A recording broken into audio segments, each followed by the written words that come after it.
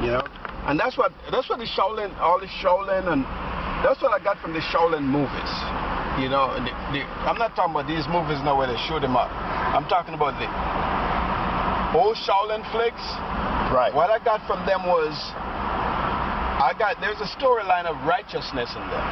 If you ever think about it, it was righteousness, family, and justice.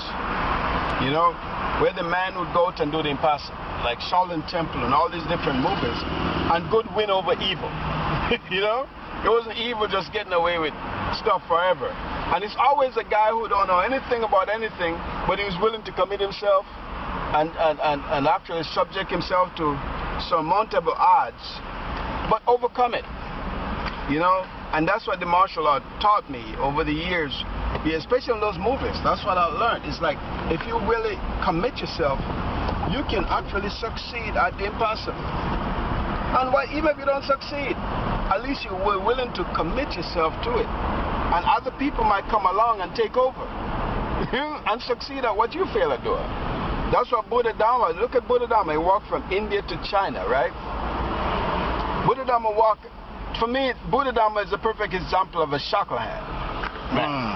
You see what I'm saying? Shackle hand. Yeah, because he was able to, shackle hand means to link, to connect, to unite one's energy. So what he was able to do, he was able to walk from India to China because he was connected. See, he was aligned with himself, right? That's what shackle hand is. It means to be aligned. Or it means to link, means to yoke.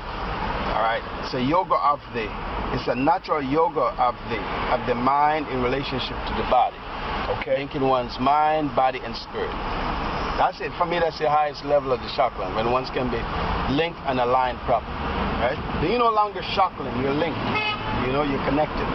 You're connected to the cosmos, you're connected to the universe, you're connected to your environment, you're connected to everything around you. That's what the idea of shackle man coming from Africa, staying linked, connected to the US, staying linked, connected to a long lineage of ancestors from way back. You see, he never lost his culture, never lost his hope that one day, you know, we'll be able to find ourselves back to the wholeness that we are. You know? So Buddha Dharma went from India to China. This guy changed the martial art just from walking, you know. But look, he taught the Shaolin Temple, Shaolin monk 18 Damo Ijinjin, 18 different changes. And now they took it and increased it to 108. That's powerful, man. Wow. 108 movements, man.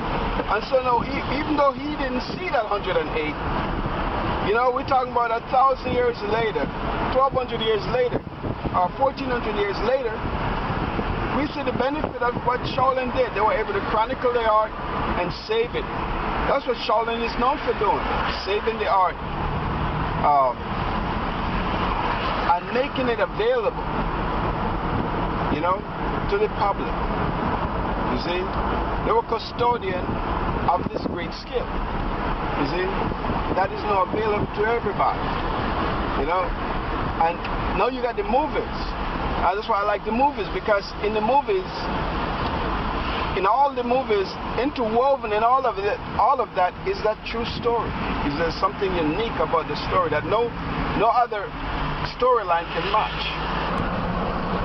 Okay, so I once heard that you trained for 23 hours in a row. Yeah, man, we would go on training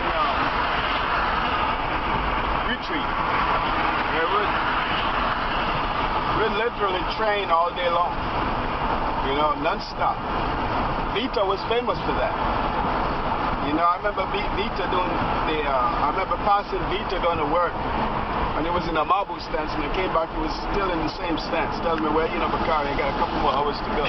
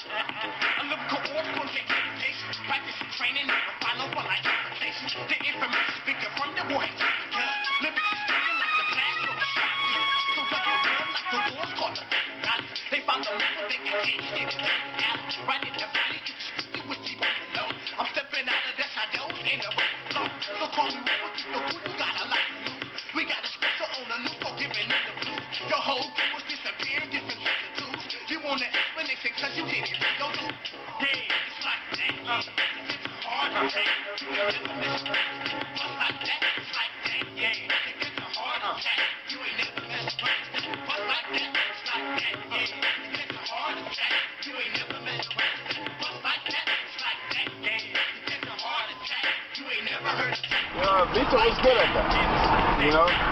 But we go on training beds, man, sometimes 24 hours workout, you know, sometimes full weekend workout, you know, where we train and develop. That's why all the stuff we see in the Shaolin Temple, we're looking and saying, these are the stuff we used to do and still do, you know.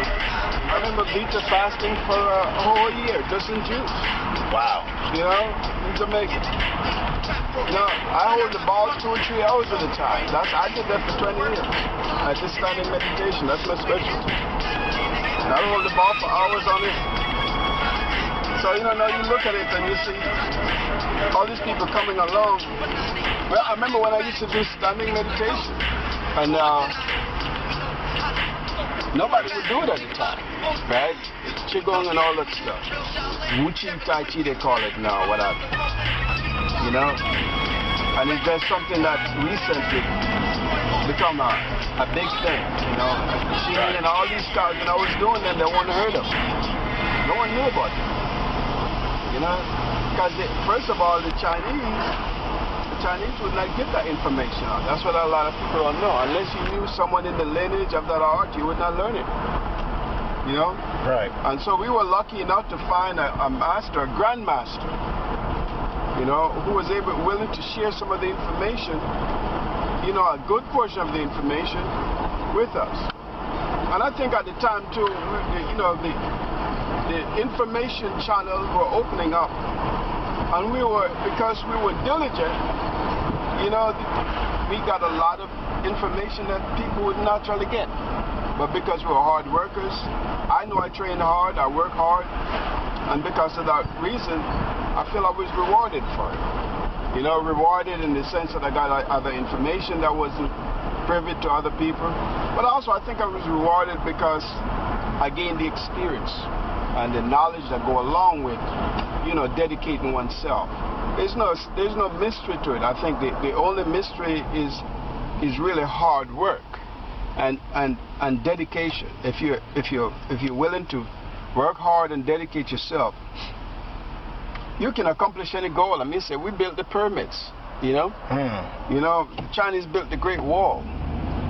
Come on, you know, there's nothing that is impossible to accomplish.